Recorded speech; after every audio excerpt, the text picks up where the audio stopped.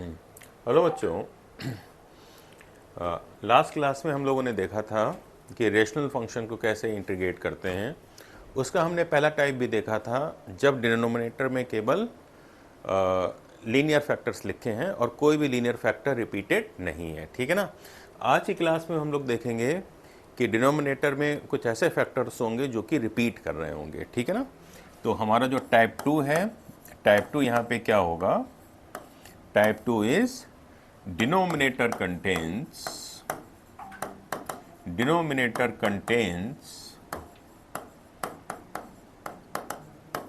repeated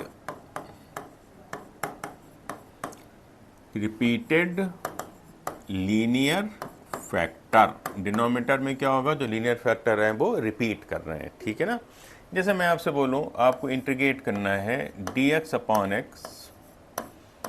x minus 1 का whole square. ठीक है ना। अब आप देखोगे कि यहाँ पे x तो एक बार लिखा है, लेकिन x माइनस 1 यहाँ पे क्या हो रहा है? रिपीट कर रहा है। तो हम लोग यहाँ पे क्या करेंगे? 1 अपॉन x माइनस 1 का whole square, it should be written as a upon x, है ना। इस x के लिए तो हमने a अपॉन x लिखा। बाकी जो x माइनस 1 का होल स्क्वायर है, इसको हम लोग कैसे लिखेंगे जो रिपीट कर रहा है? एक बार आप सिर्फ x माइनस 1 लिखिए और फिर जो ये हाईएस्ट पावर है, यहाँ तो अगले 2 तक है, तो हम इसमें 1 का इंक्रीमेंट और करेंगे। मतलब इसको हमें लिखना पड़ेगा x माइनस 1 का होल स्क्वायर। सपोज यहाँ पे 3 लिखा होता, हम लोग स्टार्ट कहाँ से करते हैं? x माइनस 1 का whole square and then x minus 1 का होल क्यूब। अब चलिए इसको हम लोग थोड़ा सिंप्लीफाई करने की कोशिश करते हैं। तो ये तो 1 हो जाएगा। यहाँ पे क्या होगा? a x माइनस 1 का होल स्क्वायर। ठीक है, ऐसे हम ले रहे हैं हम लोग। यहाँ पे क्या होगा? b, ये हो जाएगा x और x माइनस 1, और यहाँ पे c क्या हो जाएगा? c हो जाएगा यहाँ पे हमारा x। अब आपको यहाँ पे a b c की वैल्यू को कैलकुलेट करना है। ठीक है ना। सबसे पहला काम हम क्या करते हैं? यहाँ पे x को 1 रखते हैं। x को 1 रखने पे क्या होगा? ये 0, ये 0, यहाँ पे रखिए 1 रखेंगे तो c की वैल्यू 1 हो जाएगी। फिर हम यहाँ पे x को रखते हैं 0। x को 0 रखने पे क्या होगा? ये 0, ये 0, यहाँ पे 0 रखा तो a की वैल्यू कितनी हो जाएगी? 1, है ना। अब हमको यहाँ पे b की वैल्यू कैलकुलेट करनी है। b की वैल्यू को कैलकुलेट करने के लिए ऐसा कोई x नहीं है जिसको रखने पे a और c 0 हो जाए लेकिन b बचे। तो यहाँ पे हम लोग फिर जो कोफिशिएंट को कंपेयर करते हैं उसका यूज़ करेंगे। कैसे?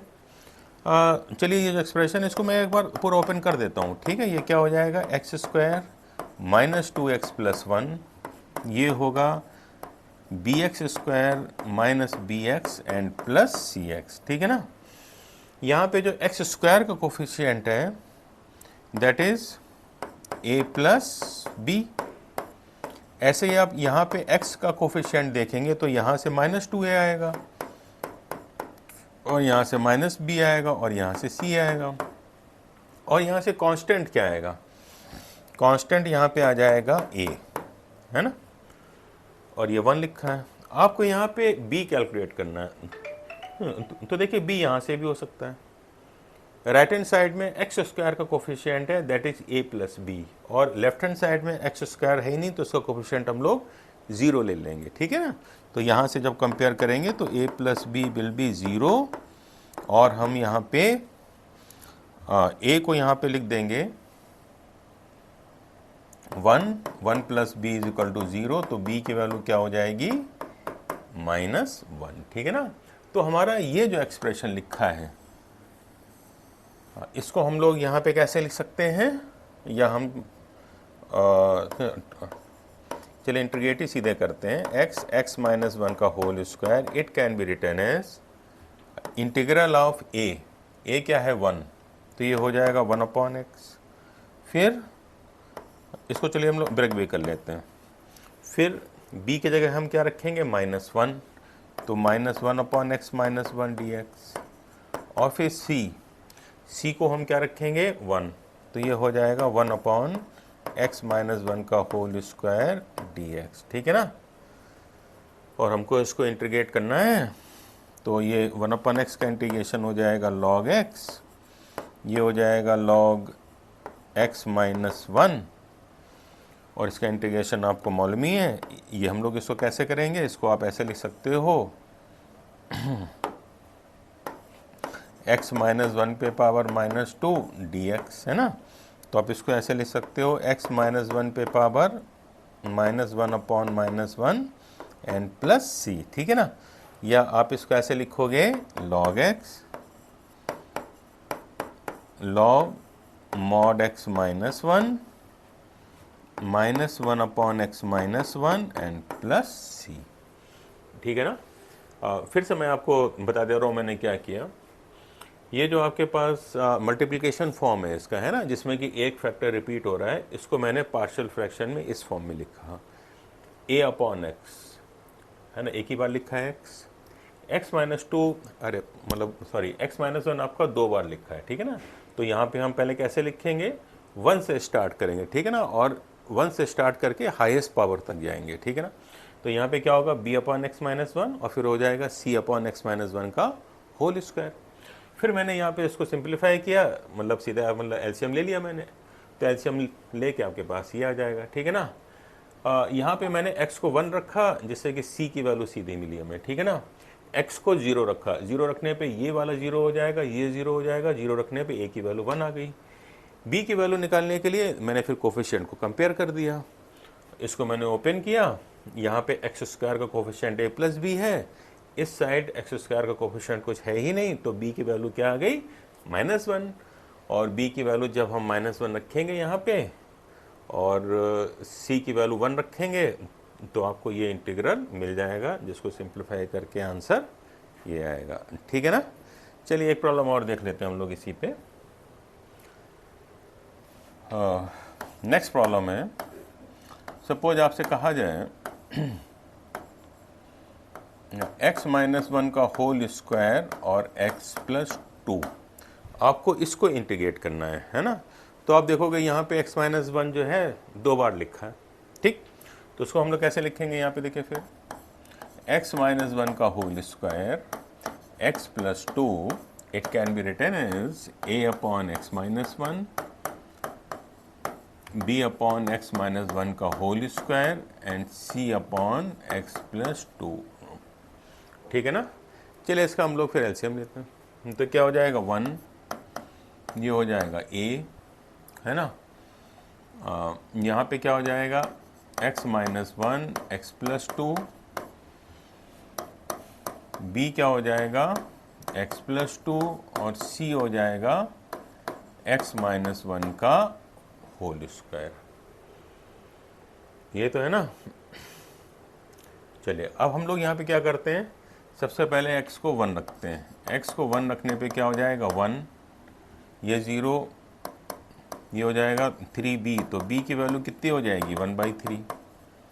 x को यहाँ पे हम -2 रखते हैं, -2 रखने पे क्या होगा 1 इक्वल टू c,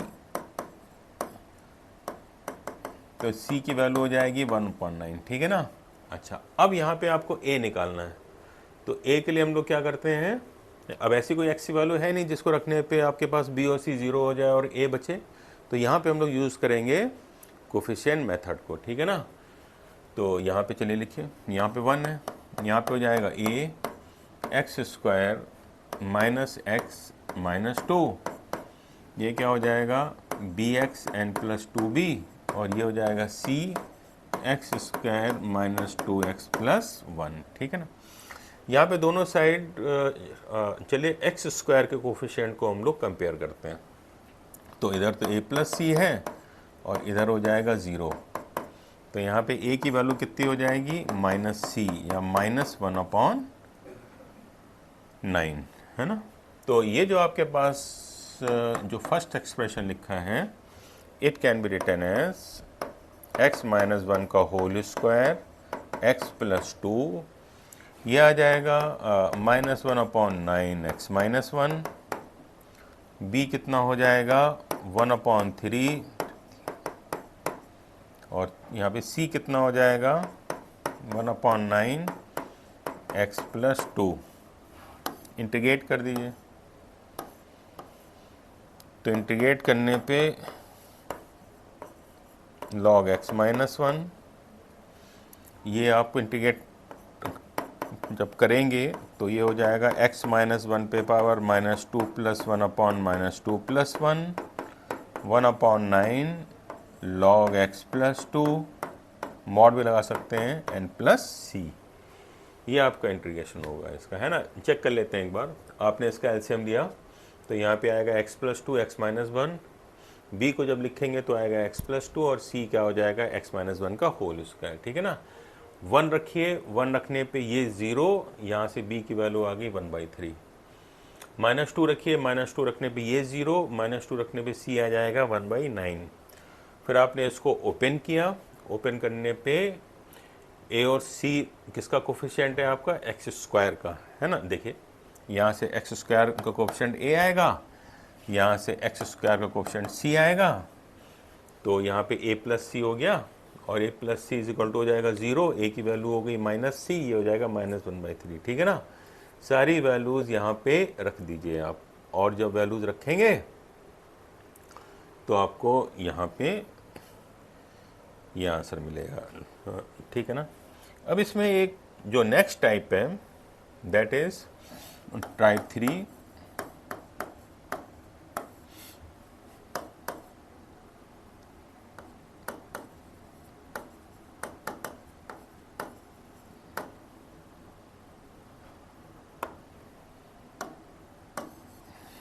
एक मिनट,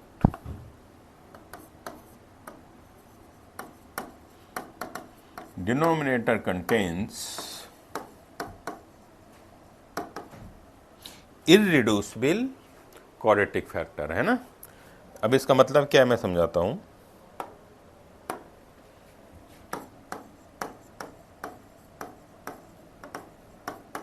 इररिड्यूसिबल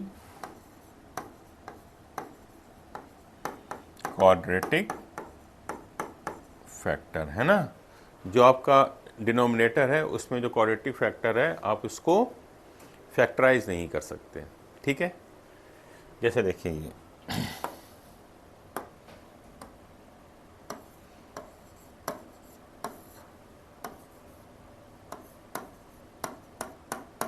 आपको यहाँ पे इसको इंटीग्रेट करना है, ठीक है। तो यहाँ पे क्या है, ये लिखा है एक्स स्क्वायर प्लस 1, आप इसको फैक्टराइज नहीं कर सकते ना। तो यहाँ पे आप इसको लिखिए 1 upon x square and plus 1। चलिए अब ये लीनियर फैक्टर है, लीनियर के लिए क्या होता है, मैं लिखूंगा a अपॉन एक्स, और नीचे क्वाड्रेटिक है, क्वाड्रेटिक को आप लिखोगे एक्स स्क्वायर प्लस 1। अब देखिए जब नीचे क्वाड्रेटिक है तो ऊपर उसके जो आपके पास फैक्टर आएगा उसमें x की डिग्री 1 लेस होती है। जैसे देखिए यहाँ पे आपके पास x की डिग्री 1 है तो ऊपर क्या आएगा, कांस्टेंट टर्म। यहाँ पे यदि x की डिग्री 2 है तो ऊपर क्या आएगा, लीनियर टर्म, ठीक है। तो इसको हम लोग लिख देंगे bx प्लस सी, है ना, ऐसे लिखा। अब इसको थोड़ा सा चलिए हम लोग सिंप्लीफाई करते हैं, तो ये हो जाएगा a एक्स स्क्वायर प्लस 1, ये हो जाएगा bx प्लस सी इंटू एक्स, है ना। चलिए अब हम लोग यहाँ पे क्या करेंगे, x को 0 रख देते हैं। 0 रखने पे क्या आएगा, देखिए ये 0 हो गया, ये पूरा 0 हो गया, तो सीधे यहाँ से एक तो वैल्यू निकल के आ गई, a इज इक्वल टू 1। अब आपको यहाँ पे b और c की वैल्यू और कैलकुलेट करनी है, जिसके लिए हम लोग यूज़ करेंगे कोफिशिएंट मेथड को, ठीक है ना। तो चलिए यहाँ पे हम लोग इसको ओपन करते हैं, ये हो जाएगा ax स्क्वायर, ये a, ये हो गया b x square and then c x, है ना। यहाँ पे मैं एक्स स्क्वायर कोफिशिएंट को देखूंगा, that is a plus b, और इधर तो है नहीं तो a प्लस बी 0 हो जाएगा। तो यहाँ पे a की वैल्यू 1 है तो b की वैल्यू क्या हो जाएगी, -1, है ना। यहाँ पे मैं देखूंगा तो यहाँ पे आपके पास x का कोफिशिएंट c है और यहाँ पे तो कोई x का कोफिशिएंट है ही नहीं।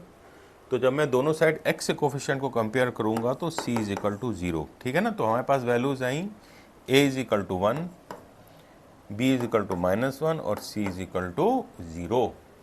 तो यहाँ पे हम जो लिखेंगे, ये जो फैक्टर लिखा है 1 upon x x square plus 1, it can be written as a 1/x, b क्या हो जाएगा minus x upon x square and plus 1, है ना।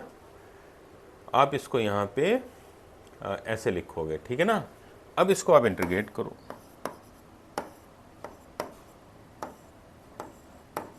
तो आज इंटीग्रेट करोगे तो ये तो हो जाएगा log x,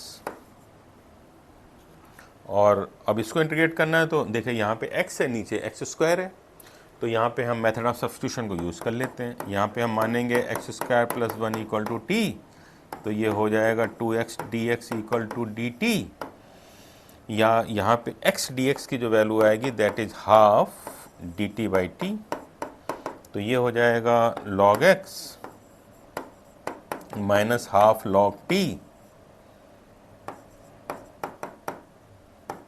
and plus C, ठीक है ना। तो जब भी डिनोमिनेटर में एक ऐसा फैक्टर आएगा जिसको कि आप लीनियर टर्म्स में फैक्टराइज नहीं कर सकते, जैसे एक्स स्क्वायर प्लस 1 को आप फैक्टराइज नहीं कर पाएंगे, ठीक है ना। तो यहाँ पे इसलिए यहाँ पे इसको कैसे लिखेंगे, एक्स स्क्वायर ये मतलब प्लस 1 और ऊपर उसके आ जाएगा लीनियर फैक्टर, जैसे यहाँ पे a था तो यहाँ पे आ जाएगा bx प्लस c, फिर आपने जो है यहाँ से a b c की वैल्यू कैलकुलेट की और यहाँ से आपका फिर पूरा प्रॉब्लम ऐसे सॉल्व हो जाएगा, ठीक है ना। तो आज की क्लास में हम लोगों ने अब ये मतलब जो है अभी तक 3 टाइप कवर की हैं।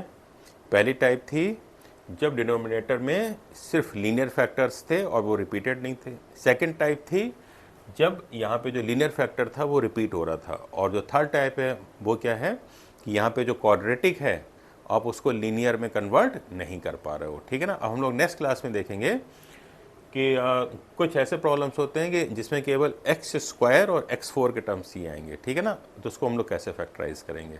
आज के लिए इतना ही, थैंक यू।